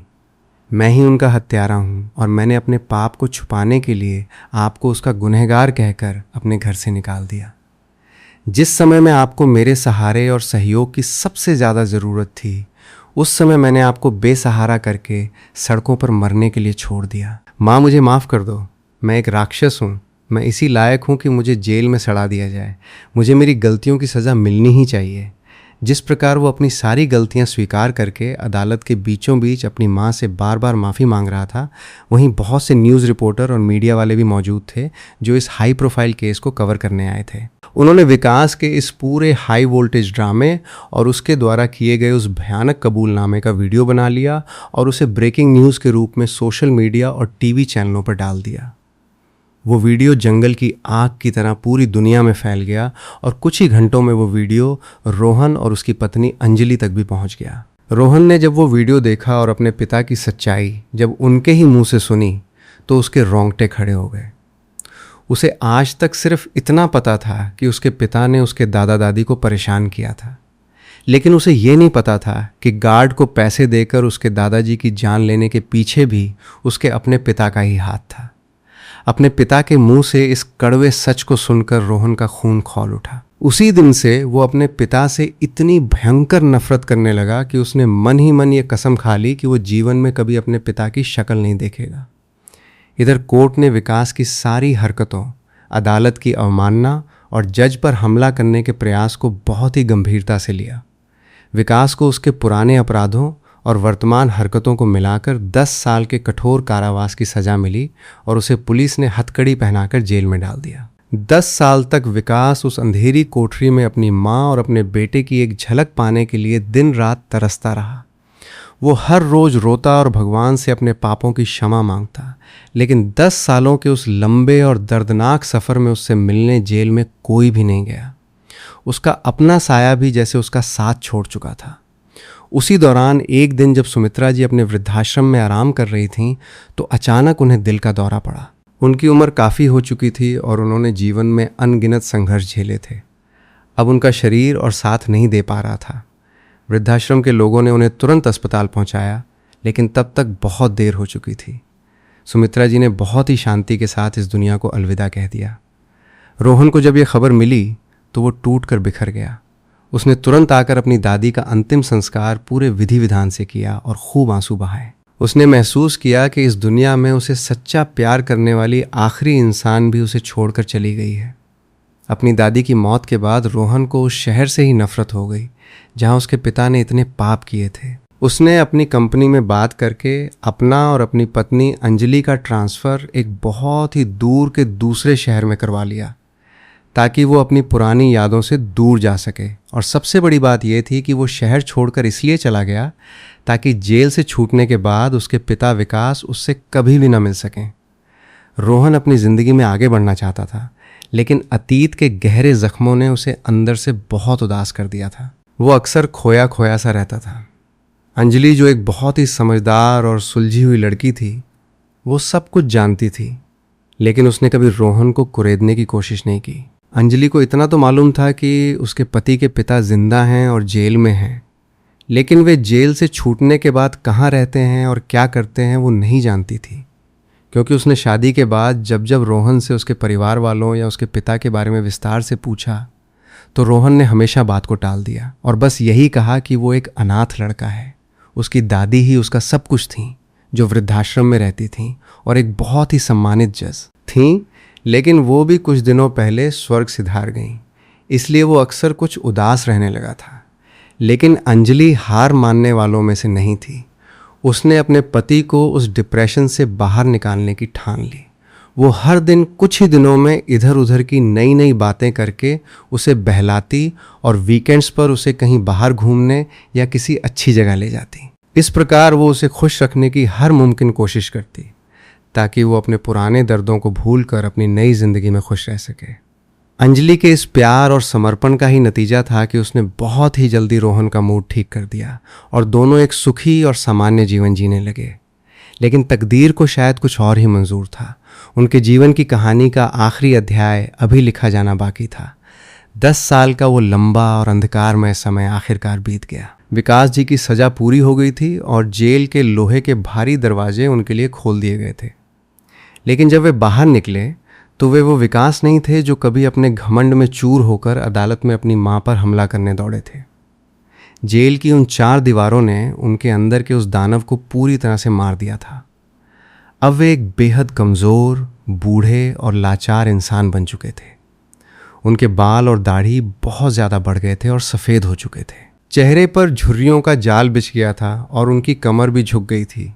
उनके शरीर पर फटे पुराने कपड़े थे और पैरों में ढंग के जूते तक नहीं थे। जब वे जेल से बाहर आए तो उनके पास जाने के लिए कोई जगह नहीं थी। उनकी वो आलीशान हवेली अब एक खंडहर में बदल चुकी थी, क्योंकि 10 सालों तक उसकी देखभाल करने वाला कोई नहीं था। हवेली के चारों तरफ बड़ी बड़ी झाड़ियाँ उगाई थीं और मकड़ियों ने अपने जाले बुन लिए थे। विकास जी जब अपनी उस हवेली के पास पहुँचे तो उन्हें अपना वो पुराना समय याद आ गया, जब वे उसी हवेली में अपने माता पिता पर हुक्म चलाया करते थे। उन्हें अपनी माँ सुमित्रा जी की वो चीखें याद आने लगीं जब उन्होंने उन्हें धक्के मारकर घर से निकाला था। ये सब सोचकर वे वहीं ज़मीन पर बैठ गए और फूट फूट कर रोने लगे। लेकिन अब रोने से क्या फ़ायदा था? समय का पहिया बहुत आगे निकल चुका था। अब उनके मन में बस एक ही इच्छा बची थी कि वे मरने से पहले एक बार अपने बेटे रोहन को देख लें और उससे अपने पापों की माफ़ी मांग लें। लेकिन उन्हें ये नहीं पता था कि रोहन कहाँ है। उन्होंने अपने पुराने पड़ोसियों और जान पहचान के लोगों से रोहन के बारे में पूछने की कोशिश की, लेकिन किसी ने भी उनकी मदद नहीं की। हर कोई उन्हें एक अपराधी और एक पागल इंसान समझकर दुत्कार देता था। विकास जी ने हार नहीं मानी। वे सड़कों पर भीख मांगकर अपना पेट भरते और एक शहर से दूसरे शहर रोहन की तलाश में भटकते रहते। कई महीनों तक दर दर की ठोकरें खाने के बाद उन्हें किसी पुराने परिचित से ये सुराग मिला कि रोहन अब एक बहुत बड़े शहर में एक मल्टीनेशनल कंपनी का वाइस प्रेसिडेंट बन चुका है और अपनी पत्नी अंजलि के साथ वहीं रहता है। ये खबर सुनते ही विकास जी के कमज़ोर शरीर में जैसे एक नई जान आ गई। वे तुरंत उस शहर की तरफ निकल पड़े। उनके पास ट्रेन या बस का टिकट खरीदने के पैसे नहीं थे, इसलिए उन्होंने कई बार पैदल और कई बार ट्रकों में लिफ्ट लेकर वो लंबा सफ़र तय किया। जब वे उस शहर में पहुंचे तो वहां की चकाचौंध देखकर वे हैरान रह गए। उन्हें रोहन का घर ढूंढने में कई दिन लग गए। वे लोगों से रोहन का नाम और उसकी कंपनी का नाम लेकर पूछते रहते। आखिरकार एक दिन वे रोहन के घर के बाहर पहुंच गए। वो एक बहुत ही सुंदर और बड़ा सा बंगला था जिसके चारों तरफ हरियाली थी। बंगले के बाहर एक सिक्योरिटी गार्ड भी खड़ा था। विकास जी की हिम्मत नहीं हो रही थी कि वे अंदर जाएं। वे वहीं सड़क के किनारे एक पेड़ के नीचे बैठकर बंगले के गेट की तरफ टकटकी लगाए देखने लगे। उनका दिल बहुत जोर से धड़क रहा था। वे सोच रहे थे कि रोहन उन्हें देखकर कैसा बर्ताव करेगा। क्या वो उन्हें माफ़ कर देगा या फिर उन्हें उसी तरह धक्के मारकर निकाल देगा जैसे उन्होंने अपनी माँ को निकाला था। उस दिन रविवार था और रोहन घर पर ही था, जबकि अंजलि अपने पड़ोस में किसी पूजा के कार्यक्रम में गई हुई थी। विकास जी ने अपनी पूरी हिम्मत जुटाई और धीरे धीरे लड़खड़ाते कदमों से बंगले के गेट की तरफ बढ़े। सिक्योरिटी गार्ड ने उन्हें एक भिखारी समझकर रोकने की कोशिश की, लेकिन विकास जी ने हाथ जोड़कर कहा कि उन्हें साहब से मिलना है। गार्ड ने उनकी एक नहीं सुनी और उन्हें भगाने लगा। तभी अंदर से रोहन की आवाज़ आई कि गार्ड, क्या बात है, कौन है वहाँ? रोहन बाहर आया। उसने देखा कि एक बूढ़ा सा आदमी जिसकी दाढ़ी और बाल अस्त व्यस्त बिखरे हुए हैं, लंबे लंबे हैं और बहुत ही दयनीय हालत में है, वो बंगले के गेट को पकड़े हुए खड़ा है। रोहन उस बूढ़े आदमी को देखकर बोला, आप कौन हो बाबा और आपको किससे मिलना है? क्या आपको कुछ पैसे या खाना चाहिए? विकास जी ने जब अपने बेटे की आवाज़ सुनी तो उनकी आंखों से आंसुओं का सैलाब उमड़ पड़ा। उन्होंने अपने कांपते हुए हाथों को आगे बढ़ाया और रुंधी हुई आवाज़ में बोले, बेटा, मैं तुम्हारा पिता विकास हूँ। क्या तुमने मुझे नहीं पहचाना? रोहन ने जैसे ही ये सुना वो बुरी तरह से चौंक गया।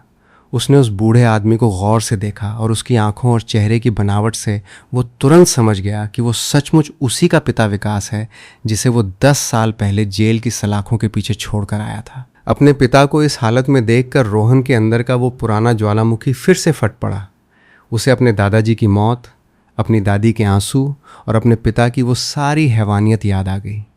उसने विकास के ऊपर बहुत ज़ोर से चिल्लाते हुए कहा, क्यों? तुम्हारी हिम्मत कैसे हुई यहाँ आने की, मेरी ज़िंदगी में वापस आने की? तुम यहाँ से अभी के अभी चले जाओ। अपनी खैरियत चाहते हो तो मेरी नज़रों से दूर हो जाओ, वरना मैं इस वॉचमैन को बुलाकर तुम्हें धक्के मारकर यहाँ से निकलवा दूंगा। तुम मेरे लिए उसी दिन मर चुके थे जिस दिन तुमने मेरी दादी को घर से निकाला था। विकास जी रोहन के इन तीखे शब्दों को सुनकर बुरी तरह से कांपने लगे। वे रोहन के पैरों में गिर पड़े और फूट फूट कर रोते हुए उससे माफ़ी मांगने लगे। उन्होंने कहा, बेटा मुझे माफ़ कर दो। मैं जानता हूँ कि मैंने बहुत बड़े पाप किए हैं। मैं एक बहुत बुरा इंसान था, लेकिन मैंने जो कुछ भी किया था वो तुम्हारे लिए ही तो किया था। मैं तुम्हारे भविष्य को सुरक्षित करना चाहता था। मैं अपने घमंड में अंधा हो गया था, लेकिन इन 10 सालों की सज़ा ने मुझे मेरी असली औकात दिखा दी है। अब मैं बस मरने से पहले तुम्हारा प्यार और तुम्हारी माफ़ी चाहता हूँ। रोहन उनकी बात सुनकर और भी ज़्यादा भड़क गया और उसने गुस्से में कहा, अच्छा तो मेरे दादा दादी को तकलीफ़ दे देकर अपनी इच्छा पूरी की और अब कह रहे हो कि वो सब मेरे लिए किया था? स्वार्थी कहीं के, जिन्होंने आपको जन्म दिया उनकी इज्जत करना तो आपने कभी नहीं जाना, तो मैं क्यों करूं आपकी इज्जत? और आप कह रहे हैं ना कि मेरे लिए मेरे दादा दादी को तड़पाया था, तो सुन लो, मुझे नहीं चाहिए ऐसी कोई मदद आपकी, ना ही कोई प्यार और ना ही कोई झूठी हमदर्दी। जाइए यहाँ से अभी के अभी, वरना मेरे हाथों कुछ अनर्थ हो जाएगा। कहकर रोहन ने अपने घर का बड़ा सा दरवाज़ा बहुत ज़ोर से बंद कर दिया। विकास जी वहीं ज़मीन पर पड़े रोते रहे। उन्हें अपना वो दिन याद आ गया जिस दिन उन्होंने भी अपनी माँ सुमित्रा जी को घर से बाहर निकालकर ठीक इसी तरह अपने घर का मेन गेट ज़ोर से बंद कर दिया था। उन्होंने मन ही मन सोचा और बुदबुदाया कि सच कहते हैं लोग इतिहास दोहराता है, तो आज वही इतिहास मेरे साथ भी दोहरा रहा है। जो बोया है वही तो काटना पड़ेगा। कहकर विकास जी वहाँ से बहुत ही भारी कदमों से उठकर जाने लगे। तभी अंजलि अपने पड़ोसी के घर से पूजा ख़त्म करके वापस अपने घर लौट रही थी। उसने दूर से ही देखा कि कोई बाबा जी आंखों में आंसू लिए उनके घर के दरवाजे के पास से बहुत ही निराश होकर जा रहा है, और रोहन भी बहुत ज़्यादा गुस्से में तेज तेज कदमों से घर के अंदर जा रहा है। अंजलि को ये सब देखकर बहुत अजीब लगा। वो कभी उस बाबा जी को देखती तो कभी अपने पति को देखती। वो दौड़कर घर के अंदर गई। तब तक रोहन अपने कमरे के अंदर जा चुका था और उसने खुद को कमरे में बंद कर लिया था। अंजलि ने खिड़की से देखा कि रोहन बिस्तर पर औंधे मुंह पड़ा है और तकिए में मुंह छुपाए ज़ोर ज़ोर से रो रहा है। अंजलि समझ गई कि ज़रूर कोई बहुत बड़ी बात हुई है। उसने रोहन को उस समय अकेला छोड़ना ही सही समझा और चुपचाप बाहर निकल गई। वो दौड़कर मेन गेट से बाहर गई और उस बाबा जी को आवाज़ लगाई। तब तक वे बाबा जी ज़्यादा दूर तक नहीं गए थे।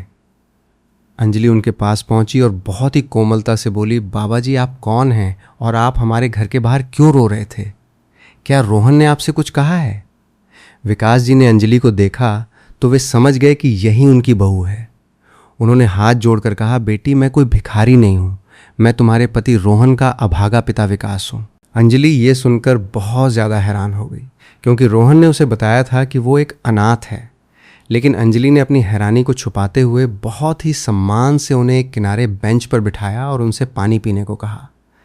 तब विकास जी ने रोते हुए अपनी सारी पुरानी कहानी अंजलि को बता दी। उन्होंने बताया कि कैसे उन्होंने अपने माता पिता पर जुल्म किए, कैसे वे अपने पैसों के घमंड में पागल हो गए थे और कैसे उनकी अपनी माँ ने उन्हें जेल भेज दिया था।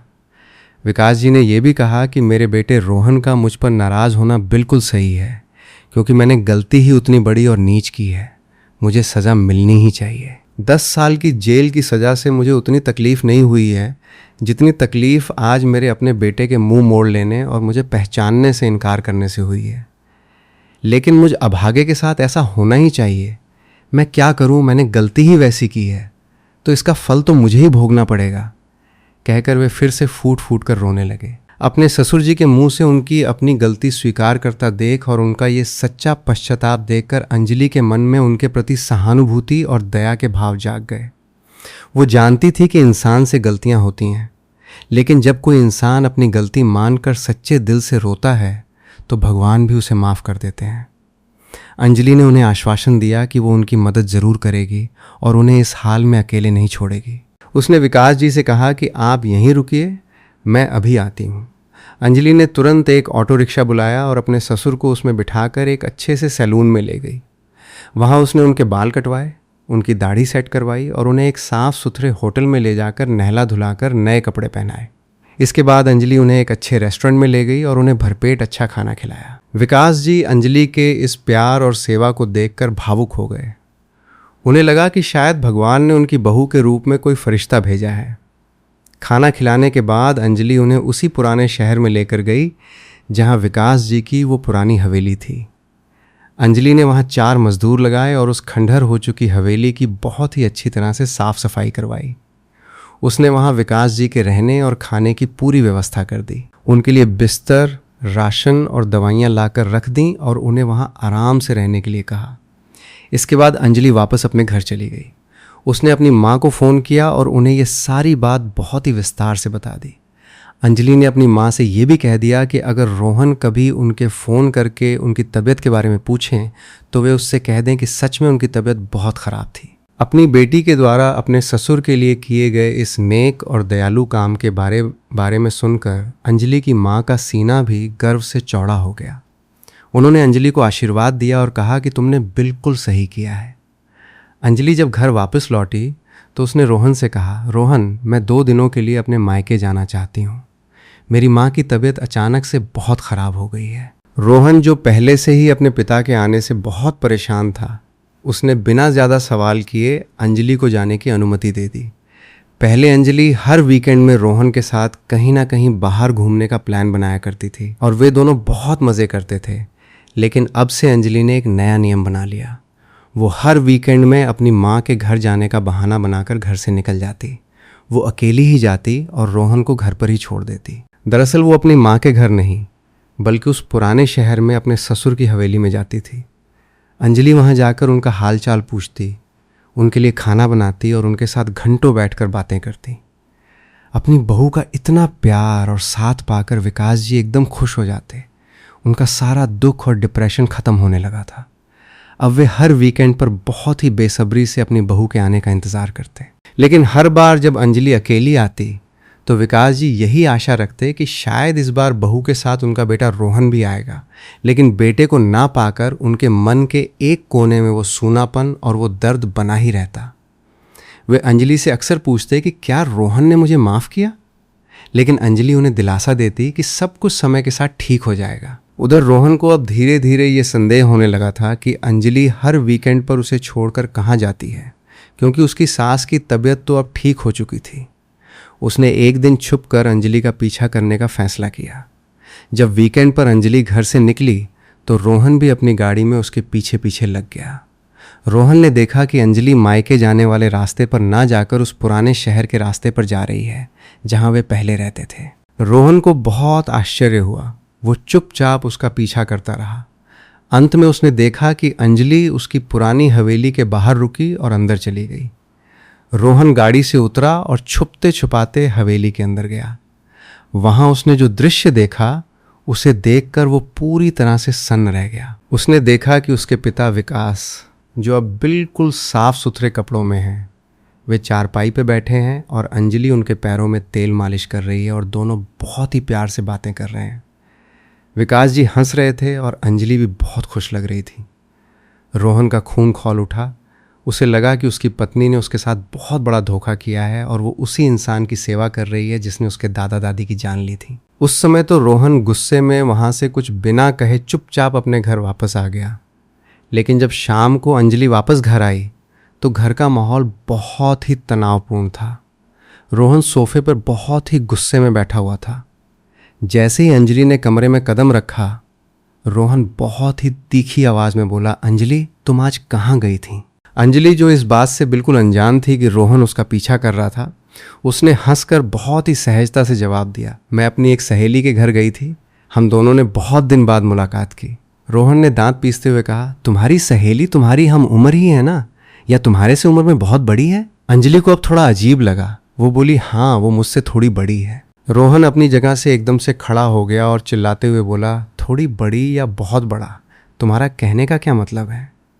अंजलि थोड़े गुस्से में बोली तो रोहन भी उससे ज़्यादा गुस्से में अपनी लाल आंखें दिखाते हुए बोला, ज़्यादा झूठ बोलने की ज़रूरत नहीं है अंजलि, मुझे सब पता चल चुका है।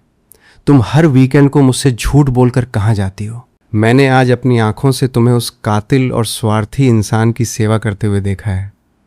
तुमने मेरे साथ धोखा किया है। रोहन का इतना भयंकर गुस्सा देखकर अंजलि भी अब चुप नहीं रही। वो भी पूरी मजबूती के साथ खड़ी हो गई और बोली, हाँ, जब तुम्हें सब कुछ पता ही है तो इतना गुस्सा क्यों कर रहे हो? मैं वहाँ कोई गलत काम करने तो नहीं जा रही थी ना। मैं तुम्हारे ही पिता की मदद करने जा रही थी। अरे कैसे बेटे हो तुम? तुम्हारे पिता ने अपनी सज़ा काट ली है। पापा जी ने मुझे अपने सारे गुनाहों की सारी बात बहुत ही ईमानदारी से बताई है। उन्होंने अपनी हर गलती को खुले दिल से स्वीकार कर लिया है और वे हर पल उस गलती के लिए पछता रहे हैं। अगर उन्होंने जो किया वही सब हम भी उनके साथ करने लगेंगे तो फिर उनमें और हम में क्या अंतर रह जाएगा? हम भी तो उनके जैसे ही पापी बन जाएंगे। अरे मैं तो एक पराए घर से आई हुई लड़की हूँ।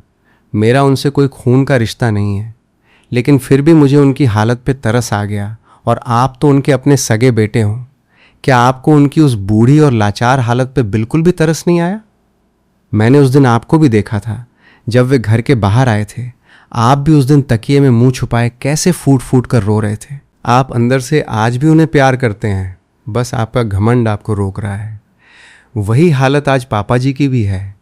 वे दिन रात बस आपका नाम रटते हैं। अरे हम इंसान हैं, कोई जानवर नहीं है जिन्हें बदला लेने की धुन सवार हो। हमें भगवान ने सोचने समझने की शक्ति दी है, तो क्यों ना थोड़ा सा हम अपने अहंकार को भूलकर झुक जाएं, जिससे किसी टूटते हुए इंसान को खुशी मिल सकती है। तो इसमें हमारा कोई बहुत बड़ा घाटा नहीं होने वाला है। रोहन ने अपनी पत्नी की इस गहरी और ज्ञान से भरी बात को बहुत ही ध्यान से सुना। अंजलि के शब्द उसके दिल में सीधे तीर की तरह लग रहे थे। उसने सोचा कि क्यों ना मानवता के नाते ही सही थोड़ा झुक जाया जाए, क्योंकि उसने बचपन में अपनी दादी सुमित्रा जी से हमेशा यही सुना था कि फलदार वृक्ष के ऊपर जब कोई पत्थर मारता है तो वो वृक्ष उसे पत्थर के बदले मीठे फल ही देता है। इसलिए हमें भी बूढ़े और असहाय लोगों की गलतियों को माफ़ करके उनकी मदद करनी चाहिए। रोहन का गुस्सा अब शांत हो चुका था और उसकी आंखों में पश्चाताप के आंसू आ गए। उसने अंजलि को गले लगा लिया और कहा, तुम बहुत अच्छी हो अंजलि, तुमने मुझे एक बहुत बड़े पाप से बचा लिया। चलो हम अभी पिताजी के पास चलते हैं। यही सोचकर दोनों पति पत्नी रात के समय ही अपनी गाड़ी लेकर विकास जी के घर की तरफ निकल पड़े। जब वे हवेली में पहुंचे तो वहां का नज़ारा देखकर उनके पैरों तले ज़मीन खिसक गई। विकास जी की तबीयत अचानक से बहुत ज़्यादा ख़राब हो गई थी और वे अपनी चारपाई पर अंतिम सांसें गिन रहे थे। उनकी सांसें बहुत तेज़ चल रही थीं और वे रह रहकर दरवाजे की तरफ देख रहे थे, जैसे उन्हें किसी का इंतज़ार हो। रोहन को देखते ही विकास जी की आंखों में एक अनोखी चमक आ गई। उन्होंने जब अपने बेटे को अपनी तरफ आते हुए देखा तो उन्हें ऐसा लगा जैसे उनके अंदर फिर से जीने की कोई नई आशा जाग रही हो। रोहन दौड़कर उनके पास गया और उनके पैरों में गिरकर रोने लगा। उसने कहा, पापा मुझे माफ़ कर दीजिए, मैंने आपको समझने में बहुत देर कर दी। विकास जी ने अपने कांपते हुए हाथों से रोहन का सिर उठाया और उसे अपने सीने से लगा लिया। उन्होंने बहुत ही मुश्किल से बोलते हुए कहा, नहीं बेटा, गलती मेरी थी, तुमने तो बस मुझे मेरा आईना दिखाया है। मेरी बहू अंजलि बहुत ही संस्कारी और गुणवती है। इसने मेरे आखिरी दिनों को स्वर्ग बना दिया। इसका दिल जीवन में कभी मत दुखाना और अपने बच्चों को वही अच्छे संस्कार देना जो तुम्हारी माँ और तुम्हारी दादी ने तुम्हें दिए थे। और मैंने जीवन में जो भी गलतियाँ की हैं उसके लिए मुझे पूरे दिल से माफ़ कर देना, ताकि मेरी आत्मा को शांति मिल सके। ये कहते कहते विकास जी की आवाज़ धीमी होने लगी और उन्होंने अपने बेटे रोहन की गोद में ही अपना सिर रख दिया। अंत में उन्होंने बहुत ही धीमी आवाज़ में आसमान की तरफ देखते हुए कहा, सुषमा, मैं आ रहा हूँ तुम्हारे पास, मुझे माफ़ कर देना। और ये कहते ही उन्होंने हमेशा के लिए अपनी आंखें बंद कर लीं और उनकी अंतिम सांसें टूट गईं। अपने पिता के इस तरह चले जाने से रोहन फूट फूट कर रोने लगा। उसे इस बात का बहुत पछतावा हो रहा था कि उसने अपने पिता के आखिरी दिनों में उनसे बात तक नहीं की। अंजलि ने उसे बहुत ही प्यार से सांत्वना दिया और उसे संभाला। रोहन ने अपने पिता का अंतिम संस्कार पूरी इज्जत के साथ किया और उनकी आत्मा की शांति के लिए प्रार्थना की। इसके बाद रोहन और अंजलि अपने घर वापस लौट आए। समय बीतता गया और उनके घर में भी बच्चों की किलकारियां गूंजने लगीं। रोहन और अंजलि ने हमेशा इस बात का ध्यान रखा कि उनके घर में कभी भी वो इतिहास ना दोहराया जाए जो विकास जी ने शुरू किया था। उन्होंने अपने बच्चों को बहुत ही अच्छे संस्कार दिए। उन्हें सिखाया कि बड़ों का सम्मान करना और क्षमा करना ही दुनिया का सबसे बड़ा धर्म है। क्या सही है और क्या गलत है, इसका फ़र्क उन्हें बचपन से ही समझाया गया। तो दोस्तों, आज की ये दिल को छू लेने वाली पारिवारिक और भावनात्मक कहानी आप लोगों को कैसी लगी, और इस कहानी का कौन सा पार्ट या कौन सा संवाद आपके दिल को सबसे ज़्यादा छू गया? और ये भी बताइएगा कि ये कहानी आप लोग कहाँ कहाँ से देख रहे हैं, कमेंट करके ज़रूर बताइएगा। अगर कहानी पसंद आई हो तो इसे लाइक, शेयर और चैनल को सब्सक्राइब ज़रूर कीजिएगा। दोस्तों, इस लंबी और भावपूर्ण कहानी को अंत तक सुनने के लिए आपका बहुत बहुत धन्यवाद।